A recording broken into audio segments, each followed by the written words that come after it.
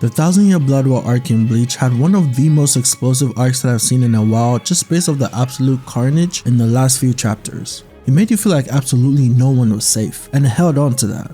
It was a great introduction to signify the threat of the Quincy's that was supposedly extinct, and it turned out that these were a race of people holding a grudge for a millennium and finally had the chance to show why they thought of themselves as superior and the rightful rulers of the world. Despite the many trials that the Shinigami faced, like Chojuro getting stabbed, Byakuya getting impaled, and Renji being Renji, it all pales in comparison to the moment Ichigo finally broke free and realized he failed.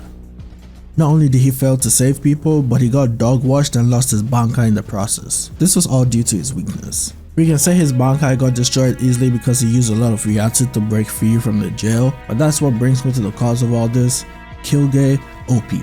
The Quincy, like I said, saw themselves as superior beings, but even with that, they still had people they were wary of. The 5 war potentials: Urahara for his Kanen, Aizen for his Ryatsu, Ichigo for his potential, Kenpachi for his strength, and Ichibe for wisdom.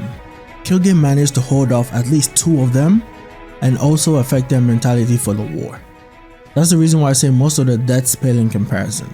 It's because Ichigo is the one we know the most about and the one we're most attached to. When your protagonist feels pain, you can't help but empathize strongly with them. Now let's walk back a bit. The Fullbring arc is about to end, and all the captains break tradition and give a human some of their power and give him a reason to live again. Ichigo finally has the power to protect his loved ones. I know, everyone keeps harping on Ichigo's goal of protection and that every shonen MC wants to protect, but the big difference is they're all going out of their way to compete with others for their goals. Ichigo is always just trying to chill and they be harassing him. In that sense, it's kinda different. And not too long after he gets back said powers, he's put in a position to put to greater use. Kilge was no match for Ichigo in terms of strength. In fact, the difference was so big that even though E-Burns was a lot weaker than both of them, Ichigo had about the same difficulty fighting E-Burns like he did Kilge. Now what Kilge did was make Ichigo do exactly what he does not want to do, which is to be in a position where he is failing to protect those around him. The jail was the best way to break him mentally. This was an enemy that he had no trouble dispatching, yet on his way to save people in Soul Society, he heard those he thought were safe getting attacked, while he could feel and hear those he thought he was going to save die. So his mental was being bombarded in both directions. He could not go forward and he could not retreat. In this sense, it makes you think, what's worse than being weak? In my opinion, I think being unable to use your strength to save others is worse than being too weak to save them in the first place. Because what's the point of your strength if you don't get to use it? That's how the jail made him feel as well, because when he finally broke out, his closest friends and allies were completely decimated or half dead. Byakuya's pride was shot, Rukia was distracted and got struck down, and he definitely saw Yamamoto's severed body.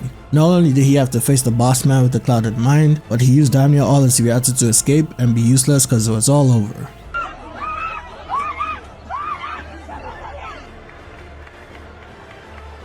But there's another angle we can look at as to why Kilge was necessary. The jail that served to be a restriction to Ichigo simultaneously served as his salvation. Because if you think of it this way, Ichigo was never going to be able to defeat Yhwach at this level. If he made it in time, he might have met up with him, but then he may not have had a blue vein. Kilge was the yin-yang of plot convenience. What if Ichigo made it in time though?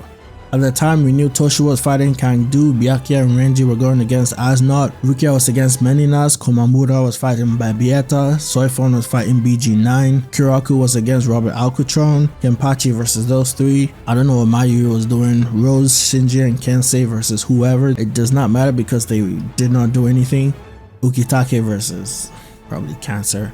Would any of the captains have wanted to fight alongside Ichigo? No, because most of them were tsunderes. But there's a sense of security that the man who manhandled Aizen brings. If he made it there earlier, he could have at least done more. That's what's going to be on his mind. But the point is that Kilge Opie made Ichigo feel powerless, useless, and irrelevant. He made him feel the same way he did while watching Aizen slaughter all the captains when there was nothing he could do. But it's worse now because he has a deeper bond with these people, and he feels like he's a lot stronger now, so he should be able to do better. I like Kilge more now after thinking about it, because I initially thought he was just fodder because he was weak, but he had an entirely different purpose in the show that raised his stocks. Maybe more praise should go to Yhwach, who without even fully utilizing the Almighty at this point, was able to foresee and predict events to cripple the Soul Society to this extent. But hey, that's a conversation for another day. Alright, that's it from me today. Please click this video here to see a Bleach collab I did with some other creators. Thank you, and I'll see you again next time. Peace.